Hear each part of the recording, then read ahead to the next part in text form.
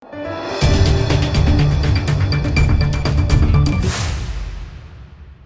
દર્શક મિત્રો, આપ જોઈ રહ્યા છો લોકમૈત્રી ન્યૂઝ. હું છું એન્કર અર્પિતા પટેલ. હવે જોઈએ અગત્યના સમાચાર. બેંકોના કારના સીઝરો દ્વારા વાસદ સુદણ બસ સ્ટેશન પાસે સામાજિક આગેવાન રમેશભાઈ પરમાર, પૃથ્વી સોલંકી પર તીક્ષ્ણ હથિયાર વડે જીવલેણ હુમલો કરાયો. ઘણા સમયથી સામાજિક કાર્યકર્તાઓ દ્વારા આણંદ બોરસદ વાસદ ચોકડી આસપાસ કારના સીઝરોનો અતિશય ત્રાસ વધી જવાથી સામાજિક આગેવાન રમેશભાઈ વણકર અને તેમના મિત્રો દ્વારા અગાઉ લેખિતમાં કલેક્ટરશ્રીને આનંદમાં આવેદનપત્ર આપવામાં આવ્યું હતું અને અન્ય પોલીસ મથકે પણ અસામાજિક ગેરકાયદેસર પ્રવૃત્તિ કરનારા કાર સીઝરોની પ્રવૃત્તિ બંધ કરવાની માંગ કરવામાં આવી હતી.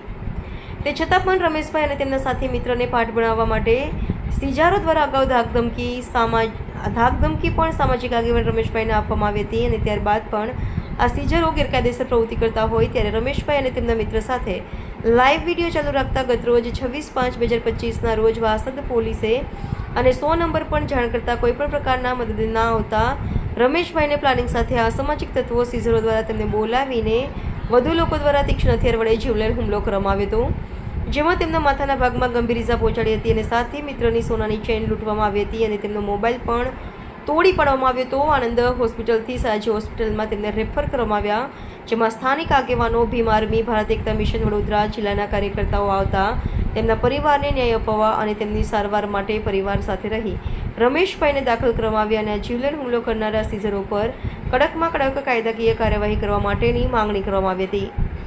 રમેશભાઈ હાલ હોસ્પિટલમાં ગંભીર હાલતમાં હોવાથી તેમને ન્યાય અપાવવા અને કાયદાકીય કાર્યવાહી કરવાની પણ માંગણી વડોદરા ભીમ આર્મી દ્વારા કરવામાં આવી. અંતમાં આણંદ જિલ્લા પોલીસ પ્રશાસનના અધિકારી હોસ્પિટલ આવ્યા અને રમેશભાઈ પરમાર અને તેમના સાથી મિત્રોની પૂછપરછ કરી નિવેદન લેવામાં આવ્યા અને આશ્વાસન આપ્યું કે કાયદાકીય ગેરકાયદેસર પ્રવૃત્તિ કરનારા સામે કડક કાર્યવાહી હાથ ધરવામાં આવશે. Bureau report, Lokmaitri news. મારું નામ રમેશભાઈ ઈશ્વરભાઈ વણકર છે. હું વડોદરા જિલ્લા ભીમ આર્મી પ્રભારી છું. આવતીકાલે વાસદની અને સુદન પાટિયા પર મારી ઉપર હુમલો થયો છે સીઝરો દ્વારા, જે બેંકની ફાઇનાન્સની લોનોની ગાડીઓ બેંકો ઉઘરાવતા એ પૈસા ઉઘરાવનાર ફાઇનાન્સો થ્રુ મારી ઉપર હુમલો કરવામાં આવ્યો છે. માથામાં ટાંકા આવ્યા છે. અમે ડાકોરથી આવી રહ્યા હતા, વાસદ ત્યાં જતા હતા ત્યારે એક ભાઈની ઇક્કો પકડવામાં આવી હતી ફાઇનાન્સવાળા સીઝરો થ્રુ, અને જેઓએ અમે કહ્યું કે ભાઈ કયા આધારે તમે આ ભાઈની ગાડી પકડી છે, તો એ લોકો એક ભડવાડોએ અમને ઊભા હતા કે 2 મિનિટ ભાઈ આવે અને જવાબ આપજો. અમે લાઈવ હતા, અમારો મોબાઈલ આખો લાઈવ હતો. લાઈવમાં અમે પોલીસને ફોન કર્યો વાસદ 100 નંબર ઉપર. ત્યારબાદ અમે ચાલુમાં વાસદ પોલીસને ફોન કર્યો, પણ એક પણ પોલીસનો અમને રિપ્લે સરખો આવ્યો નહીં. ત્યારબાદ ફોન મારો ચાલુ જ હતો લાઈવમાં, અને એક વર્ણા ગાડી આવી. વર્ણા ગાડીમાં 5-6 જણા આવ્યા અને એ લોકો ઘાતકી હથિયાર લઈ લાઈવના માધ્યમમાં હતું અને અમારી ઉપર એમનો હુમલો કર્યો. અમારા ફોન પણ તોડી નાખ્યા, અમારા પૈસા પણ ખેંચી લીધા. અને આજે એફઆઈઆર આવી તો કંઈક અલગ જ આવી છે. અમારી એફઆઈઆર અમે જે રીતે લખાવડાવી હતી એમાંથી એક પણ રીતે હરખો જવાબ એફઆઈઆરનો પણ આવ્યો નથી. અને અમારી પર જે હુમલો કર્યો છે એમાં એકદમ ઘાતકી હુમલો કર્યો છે. અગાઉ મેં આ સીઝરોના વિરોધમાં ફરિયાદ આપેલી છે આપણે વાસદ પોલીસ સ્ટેશન. ત્યાં વાસદના પીઆઈએ એક પણ કાયદાકીય કોઈક પગલાં લીધેલા નથી. અને વાસદ ટોલનાકા પર વારંવાર અમારી ત્યાં અધડક ફોન છે કે નવા બનાવો બને જ છે, સીઝરો લોકોને મારીને લૂંટી જ લે છે. તે છતાંય વાસદના પોલીસવાળા કેમ આગળ કાર્યવાહી નહીં કરતા એ મને ખબર પડતી નથી. ગંભીર બને હોવા છતાંય પણ કંઈક નવી વાતો આવી રહી છે આની અંદર. આજે મારી ઉપર એક વાત એવી આવી છે કે 2 જણા આરોપીઓ હાજર થયા છે અને એક એમાં આરોપી છે કોઈક સેટલમેન્ટ કરીને હાજર થયો છે. ટોટલ કેટલા જણા હતા જે હુમલો કરવામાં આવ્યો? 8 થી 10 જણા હતા. કયા હથિયારો લઈને આવ્યા? એ દાંતથી પેલા ધારિયા કે ને ધારિયા લઈને આવ્યા હતા. વર્ણા ગાડીમાં ધારિયા લઈને આવ્યા હતા. કરણ ગોહિલ કરીને છે, એ ધારિયા લઈને આવ્યા હતા. અને આજે એક નવી એવી વાત મળી છે કે અમે અત્યારે લઈને એવું મળતા હતા કે દિનેશ ભડવાડ, પણ દિનેશ ભડવાડ નથી. જે અમે દિનેશ ભડવાડ મળતા હતા એ ભાઈ છે રાજુ ભદવાડ છે, દિનેશનો ભાઈ છે, જેને અમારી પર બાકીના નામ ખબર નથી. અમે ચહેરોથી ઓળખી જઈએ છીએ. તમારી શું માંગ છે? મારી તો માંગ એક જ છે સરકાર કને કે જેવી રીતે હર્ષ સંઘવી સાહેબ બધાને કહે છે કે ભાઈ ગુજરાતમાં ગમે તેવો ચમરબંધી હશે ને એને છોડવામાં નહીં આવે, તો આ ગુંડાઓ છે આ ગુંડાઓને છોડવામાં ના આવે અને અમને અમારો ન્યાય મળે. આપ સરકારશ્રીને અમે એક જ અરજ છે અને આ પોલીસ બધાને ન્યાય આપે, કેમ કે અત્યારે એવું થઈ ગયું છે કે અમને જાતિવાદ કરીને માર્યા છે. શું ઘટના બની છે તમારી સાથે અને આપણે આ જે પરિસ્થિતિ કરવામાં આવી છે એ કયા કારણસર થઈ છે? સિઝરોએ હુમલો કર્યો.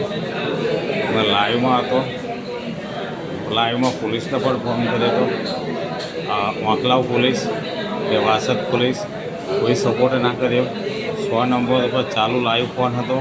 100 નંબર ઉપર ફોન કરતા રહ્યા, તે છતાં પણ પોલીસ ના આવી પહોંચી. અને પોલીસ અમને તો એવું લાગે છે કે પોલીસ થ્રુ કદી આ હુમલો થયો છે, કેમ કે અમે સિઝરોનો જે વિડીયો બનાવીએ છીએ સામાજિક અને આગેવાનો બનીને પોલીસના કદી કપતા જતા છે, એટલે જ પોલીસે હુમલો કરાયો છે. આ સાબિત થઈ ગયું છે આજે. કેટલા સીઝરો હતા ત્યાં? ત્યાં આગળ પહેલાં 3 જણા હતા, વગર નંબરની બાઇકો લઈને હતા. એક ઇકો અને એક રીતે અમે એ નીકળ્યા એટલે એમને તો દેખ્યા, પણ અમને પણ હતું કે લાઈવ ચાલુ હતું મારું. મેં લાઈવ ચાલુમાં 100 નંબર પર ફોન કર્યો. પોલીસે એવું કહ્યું વાસદ પોલીસને જાણ કર્યો. વાસદ પોલીસને જાણ કર્યો તો વાસદ પોલીસ કે એવું બધું મારામાં આવતું નહીં કે. ત્યાર પછી તે તો વાંકલાવમાં જાય. વાંકલાવ પોલીસ પણ નહીં આવી પહોંચી. અમે પહેલાં લિખિત રજૂઆતો કરેલી છે 1 મહિનાથી. સલિંગ પહેલી વાસદ પોલીસમાં 2 બનાવ બને છે. આના પહેલાં તમને કોઈ દાગ ધમકી આપવામાં આવી હતી કોના દ્વારા? હા, મારી ઉપર કિરણ ગોહિલ જે બુટલેગર છે, જે મને મારી ઉપર હુમલો કર્યો, અને દિનેશ ભડવાડ એને ડમ્ફરી ચડાવી દેવાનું પણ કોશિશ કરેલી છે અને હુમલો કર્યો છે. એ બાદ અમે વાસદ પોલીસ સ્ટેશનમાં ફરિયાદ આપેલી છે. તમારી સાથે જે સાથી મિત્ર છે એ મિત્રને પણ મારવામાં આવ્યો હતો? હા, એ મિત્રને બહુ માર્યો છે. અને એમને આપણી સાથે કોઈ હથિયાર દ્વારા હુમલો કરવામાં કોઈ હાથાપાઈ કરવામાં આવી હતી? હથિયાર હતા, દાંતીઓના હથિયાર. કેવા હથિયાર હતા? લાકડા કાપવાની પેલી દાંતીઓ આવે ને, તીક્ષ્ણ હથિયારથી હુમલો કરવામાં આવ્યો છે. હાલમાં આપણા માથામાં કેટલા ટાંકા આવ્યા? મારા માથામાં 7 3 10 ટાંકા. 10. હાલ આપણા આણંદથી અહીંયા આવ્યા તો આપણે સરકારી હોસ્પિટલની ગાડીમાં આવ્યા કે સેવાશ્રમની આશ્રમની ગાડીમાં આવ્યા? મને સેવાશ્રમની ગાડીમાં તાત્કાલિક પકડવામાં આવ્યા છે. તો આપ ન્યાયની અપેક્ષા સાથે કોની પાસે અપેક્ષા રાખો છો? હવે સરકાર ખાને એક જ અપેક્ષા છે કે અમને ન્યાય મળે અને જાહેર જનતાને પણ ન્યાય મળે. જે જાહેર જનતા જોડે જે ખોટું થઈ ગયું છે તે અમે ઉઘાડું કરી રહ્યા છે.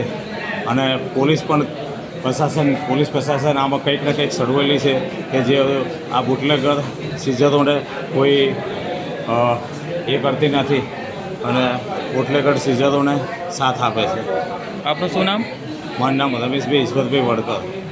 આપણે ક્યાંના રહેવાસી છો? હું ખંભાત તાલુકાના ઉંદલ ગામનો રહેવાસી છું. શું ઘટના બની છે અને શું આપની સાથે આ જે હાલચાલના અંદર આપણા મિત્ર સાથી પર જે હુમલો કરવામાં આવ્યો એ ક્યાં જગ્યાએ અને કેવી રીતે કરવામાં આવ્યો અને કયા કારણસર કરવામાં આવ્યો?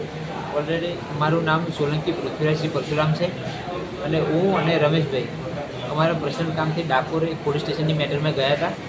અને ડાકોરથી અમે વાસદથી અમે ખંભાત જઈ રહ્યા હતા. ત્યાં આગળ એક સુદનથી ફોન આવતો હતો, અમારે સુદન પાટિયા ઉપરથી કે ભાઈ અમારી ગાડી પકડી છે. એટલે રમેશભાઈના ફોન પરથી ફોન આવ્યો એટલે અમે ત્યાં આગળ પહોંચ્યા. ત્યાં આગળ પહોંચ્યા બાદ મેં 2 થી 3 સીઝરો હતા ત્યાં આગળ. એમની ગાડી કંઈ પડી હતી. એ ગાડીના અંદર અનુસંધાનની અંદર રમેશભાઈ જોડે લાઈવ થયા હતા. પોલીસને બી ફોન કર્યો છે. પોલીસ પણ ત્યાં આગળ ટાઈમસર નથી આવી, પણ તેમ છતાંય રમેશભાઈનું લાઈવ ચાલુ હતું. બાજુમાં હું સાઈડમાં હતો અને અચાનક જ એક 4 વ્હીલ આવે છે. એ 4 વ્હીલમાંથી મતલબ કે 10-15 માણસ ઉતરે છે અને સીધા અમારો ફોન, રમેશભાઈનો બી ફોન ચૂકી લે છે અને મારો બી ફોન ચૂકે, અને એ અમને મારવાનું જ ચાલુ કરે છે. અમને અલગ અલગ પકડીને માર્યા છે. મને આ જગ્યાએ મારેલું છે અને અહીંયાથી લોહી બંધ થઈ ગયું છે. આ બી એ છે. અલગ અલગ પકડીને માર્યા છે. આ મારો ફોન છે.